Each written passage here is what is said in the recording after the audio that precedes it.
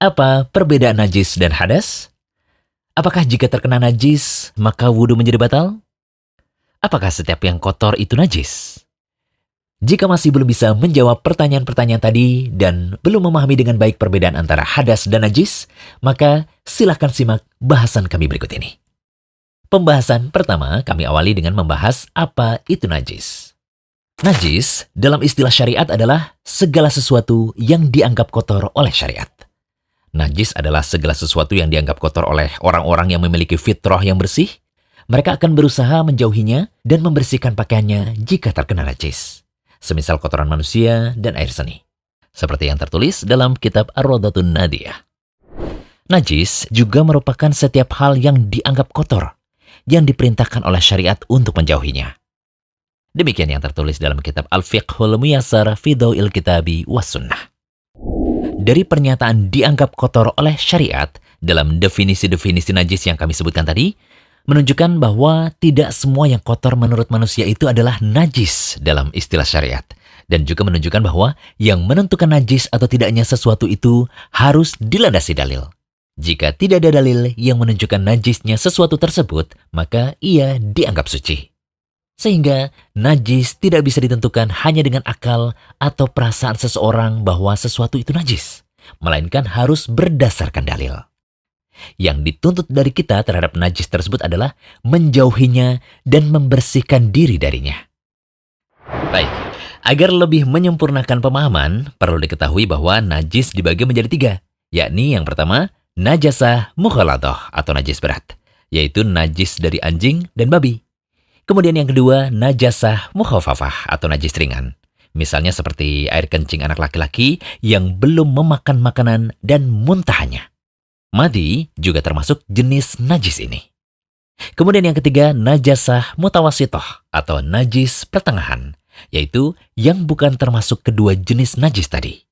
Misalnya air kencing secara umum, kotoran manusia atau feses, bangkai, dan lain-lain. Demikian yang tertulis dalam kitab Al-Fiqhul Muyassar fi Dhaw'il Kitabi was Sunnah. Juga dalam kitab Irsyadu Ulil Basair wa Albab Linailil Fiqhi. Nah, sekarang kita beralih ke pembahasan tentang hadas. Secara istilah, hadas adalah keadaan yang mewajibkan seseorang untuk berwudu atau mandi jika ia hendak sholat. Hadas terbagi menjadi 2 macam. Pertama, hadas azhar atau hadas kecil, yaitu segala yang mewajibkan untuk berwudu, seperti buang air kecil, buang air besar, dan juga kentut. Kedua, hadas akbar atau hadas besar, yaitu segala yang mewajibkan mandi junub, seperti keluarnya mani dengan syahwat, bertemunya 2 kemaluan walau tidak keluar mani, ketika berhentinya darah haid dan nifas, ketika orang kafir masuk Islam, dan karena kematian. Dari sini bisa kita ketahui bahwa istilah hadas adalah suatu keadaan, bukan suatu benda atau zat. Berbeda dengan najis yang merupakan benda atau zat. Jadi, jika seseorang sudah dalam keadaan suci setelah berwudu, maka ia tetap dalam keadaan suci hingga melakukan suatu hal yang berdasarkan dalil ia adalah pembatal wudu. Seperti yang kita tahu, ada beberapa hal yang menyebabkan wudu kita batal. Seperti tidur, makan daging unta, menyentuh farji atau kemaluan dengan syahwat, hilangnya akal atau kesadaran, keluar sesuatu dari kubul dan dubur, baik berupa air kencing, feses, kentut, mani, madi, dan darah istihadah. Ingat ya, pembatal wudu berbeda dengan najis.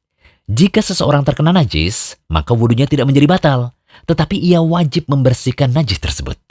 Berbeda dengan hadas, karena di antara yang termasuk hadas adalah semua pembatal wudu.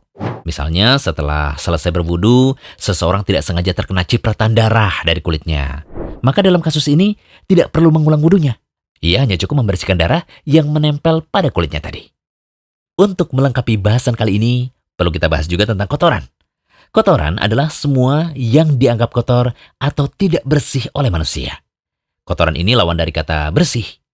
Yang perlu digarisbawahi bahwa tidak semua yang dianggap kotor oleh manusia adalah najis, hadas, dan membatalkan wudu. Najis, hadas, dan pembatal wudu ditentukan berdasarkan dalil-dalil. Adapun kotoran secara umum, statusnya kembali kepada hukum asal. Segala sesuatu adalah suci dalam pandangan syariat. Dari sini, kita bisa membagi kotoran menjadi 2 macam. Yang pertama, kotoran yang bukan najis. Semisal tanah, debu, noda makanan, noda cat, dan semisalnya. Status zat-zat tersebut asalnya suci dalam pandangan syariat, kecuali sudah tercampur dan didominasi oleh zat lain yang termasuk najis. Demikian juga jika kita terkena benda-benda tersebut yang bukan pembatal wudhu, karena tidak terdapat dalil bahwa zat-zat tadi dapat membatalkan wudhu. Maka tidak benar sikap sebagian orang yang merasa wudhunya batal karena ia menginjak tanah. Kemudian yang kedua, kotoran yang merupakan najis, yaitu kotoran yang ditetapkan syariat sebagai najis, seperti kotoran manusia atau feses, air seni, madi, bangkai, air liur anjing, babi, dan sebagainya. Meski demikian, kotoran yang statusnya suci dan bukan najis dalam syariat bukan malah menjadikan seorang muslim bermudah-mudahan terhadapnya. Di antara adab yang baik bagi seorang muslim adalah senantiasa menjaga kebersihan dan berpenampilan yang bagus. Bukan adab yang baik jika seorang muslim berpenampilan kumal, kotor, pakaiannya penuh noda, rumahnya pun kotor, sampah berceceran. Walaupun tidak terdapat najis, namun ini bukan adab yang baik. Hal ini juga berlaku pada bekas mani yang menempel pada pakaian.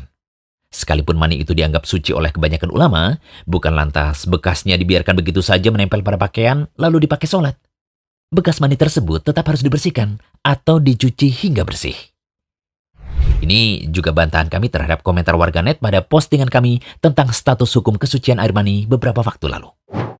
Nah, setelah mengetahui perbedaan antara najis dan hadas, kita berikan 2 contoh kasus untuk menguji pemahaman pemirsa Rumaisa.com kali ini. Kasus pertama.